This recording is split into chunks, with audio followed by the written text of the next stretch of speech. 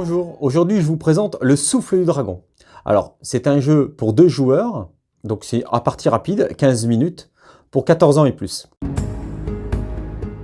Alors, au niveau de la présentation du jeu, le jeu est composé d'un plateau de jeu et de 11 figurines. Donc, 5 pièces marron, blanc, 5 pièces noires.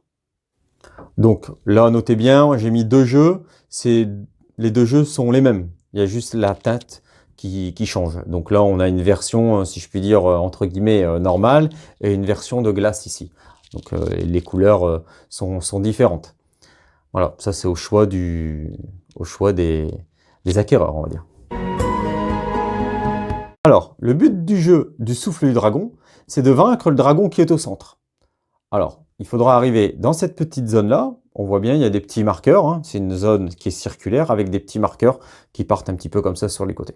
Mais ça, le détail sera au niveau de la photo, au niveau de la vidéo, logiquement, maintenant. Donc, comme j'ai dit tout à l'heure, à partie rapide, le jeu est numéroté de 1 à 5 chez les blancs et on a la même chose chez les noirs. Alors, on va pouvoir avancer à ce jeu, donc chacun son tour. Mettons, les blancs commencent. Alors, ça peut être les blancs ou les noirs. Alors, là, on pourra dire honneur aux plus jeunes, peut-être. Alors, par exemple, les blancs vont avancer, vont se placer ici. Donc, tout ce qui est latéral ne compte pas. On ne peut pas revenir en arrière et on restera sur sa portion pour atteindre la version centrale.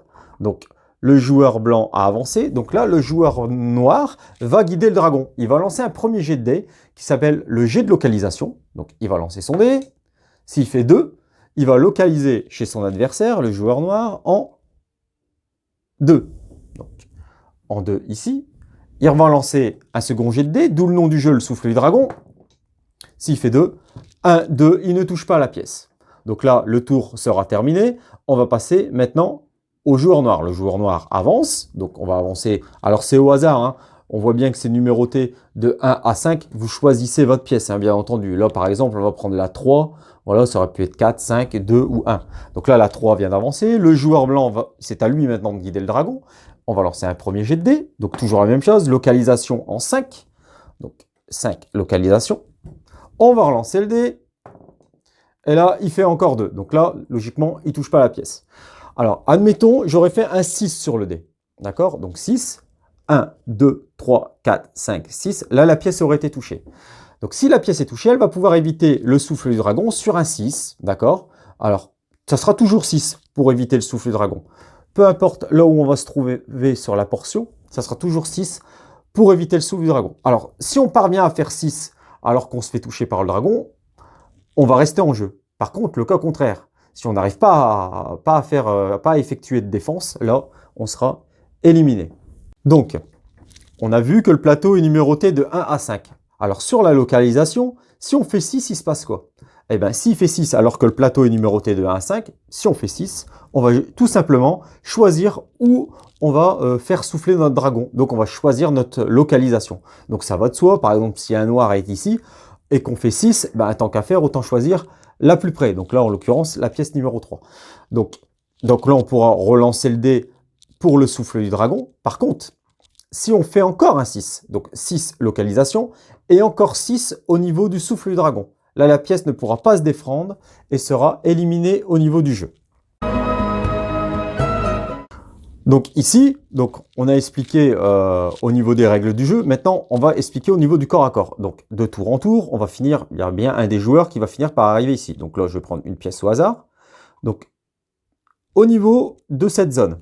Alors, dès qu'un joueur rentre dans cette zone, d'accord, au niveau de son tour, le dragon ne pourra pas l'attaquer et il sera hors du souffle du dragon. Donc le dragon ne pourra pas lui souffler dessus également.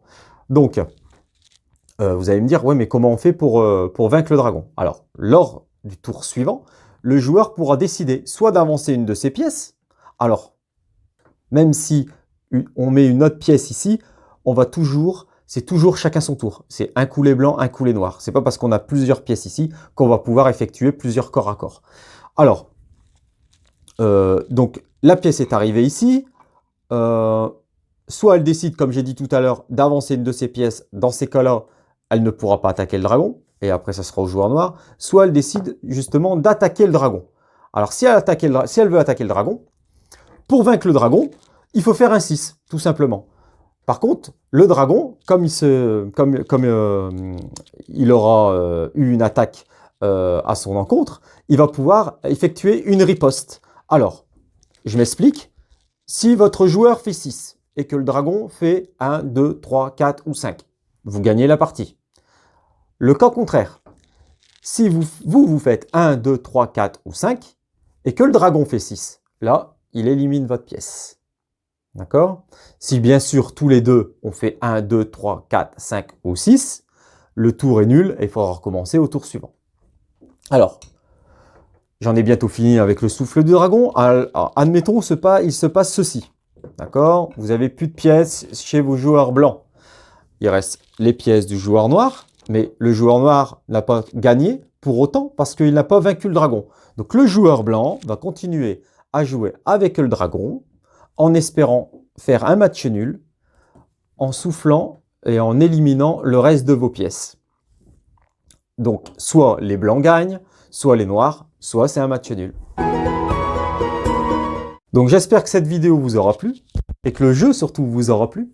Et voilà, je vous dis juste au revoir et à bientôt pour de nouvelles aventures.